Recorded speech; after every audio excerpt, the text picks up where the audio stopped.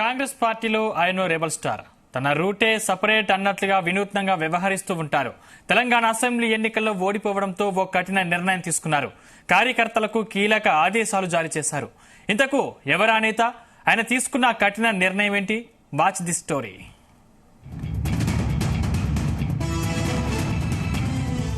దశాబ్ద కాలం తర్వాత తెలంగాణలో కాంగ్రెస్ పార్టీ అధికారంలోకి వచ్చిన ఓ మాస్ లీడర్ కు చేదు అనుభవాన్ని మిగిల్చింది. ప్రజల్లో ఉండరన్న ఒకే ఒక అపవాదు ఆయన్ను గెలుపునకు అడుగుదూరం పెట్టేసింది. ఇంతకు ఆయన ఎవరనుకుంటున్నారా? ఆయనే సంగారెడ్డి మాజీ MLA Jaggareddy. Congress party working president గా ఉన్న జగ్గారెడ్డికి అసెంబ్లీ ఎన్నికల్లో పరాజయం ఎదురైంది.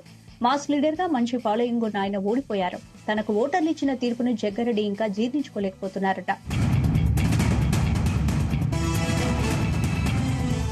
తూర్పు జయప్రకాష్ రెడ్డి ఉరఫ్ జగ్గారెడ్డి ఏం చేసినా సంచలనమే.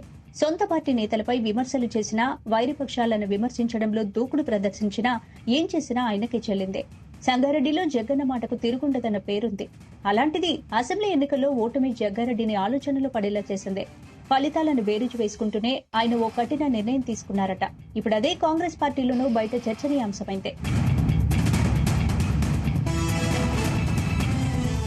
ఇక మీదట సంగారెడ్డి నియోజకవర్గంలో కాంగ్రెస్ పార్టీ నేతలు, కార్యకర్తలు పండగలు, పబ్బాల వేళ ప్రత్యేక కార్యక్రమాల సందర్భంలోనూ వేసే ఫ్లెక్సీల్లో తన ఫోటోను ఎట్టి పరిస్థితుల్లో వాడొద్దని సీరియస్ గా చెప్పారట. తన ఫోటో లేకుండానే ఫ్లెక్సీలు వేయాలని సూచించారట. ఈ నిర్ణయం ఆయన అనుచరులను, కాంగ్రెస్ పార్టీ నేతలను ఆశ్చర్యానికి గురిచేసింది. అయితే జగ్గారెడ్డి అలా చెప్పడానికి ఒక కారణం ఉందంటున్నారు.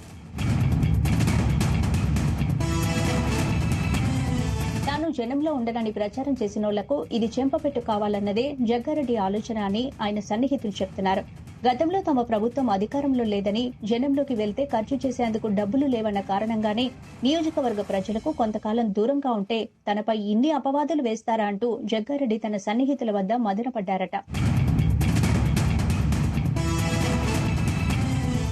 నిజానికి ఎన్నికలకు వారం 10 రోజుల ముందు జగ్గారెడ్డి ప్రజలకు వీడియో సందేశాలు పంపారు. రాష్ట్రంలో అధికారంలోకి కాంగ్రెస్ ప్రభుత్వం వస్తోంది. సంగారెడ్డిలో నన్ను గెలిపించుకుని కడుపులో పెట్టుకోండి.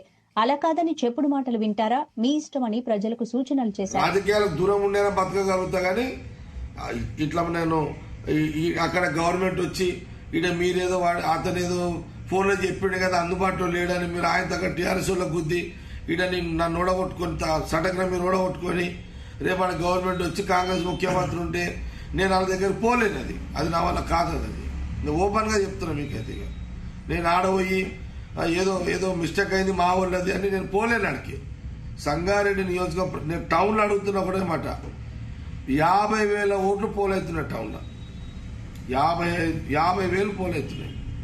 మన దగ్గర 70,000 ఓట్లున్నాయి, 50,000 పోలవుతున్నాయి. నేను ఒకటే అడుగుతున్నా సంగారెడ్డి టౌన్ వాళ్ళని, నేను కోరుతున్నా, నేను రిక్వెస్ట్ చేస్తున్నా సంగారెడ్డి వాళ్ళని, సంగారెడ్డి పట్టణ అభివృద్ధి కోసం నేను అడుగుతున్నా. జగ్గారెడ్డిని ఎమ్మెల్యే గెలిపించుకోవడానికి అడుగుతున్నా. గెలిస్తే రేపు గవర్నమెంట్ లో పనులు చేసే వ్యక్తిగా అడుగుతున్నా. నేను ఒక 40,000 మెజార్టీ, నన్ను 40,000 ఓట్లేయండి సంగారెడ్డి టౌన్ లో అప్పీల్ చేస్తున్నా. నేను వన్ సైడ్ వేయండి. పోతే 10,000 పోతే ఒక టీఆర్ఎస్ కి బీజేపీకి 40,000 మంది ఓట్లేయండి. నన్ను కాపాడుకోండి మీరు రాజకీయంగా, ఎమ్మెల్యేగా. నేను సాసిపేట టౌన్ లో అడుగుతున్నా.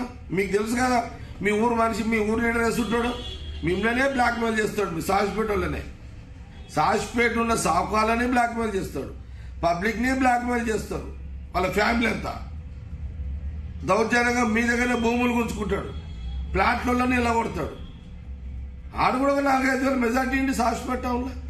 అయితే గెలుస్తున్నానని ధీమాగా ఉన్న జగ్గన్నను ఎన్నికల ఫలితాలు నారాజ్ చేసినట్లున్నాయి. అందుకే తన ఫోటో ఫ్లెక్సీలో కనిపించొద్దని కేడర్ కు సూచించినట్లు తెలుస్తోంది. అయితే ఆయన జగ్గారెడ్డి చెప్పుకొచ్చారు. ఒక బలవంతుడు భూమి మీద ఎప్పటికీ బలవంతుడుగా ఉండలేడన్నారు జగ్గారెడ్డి.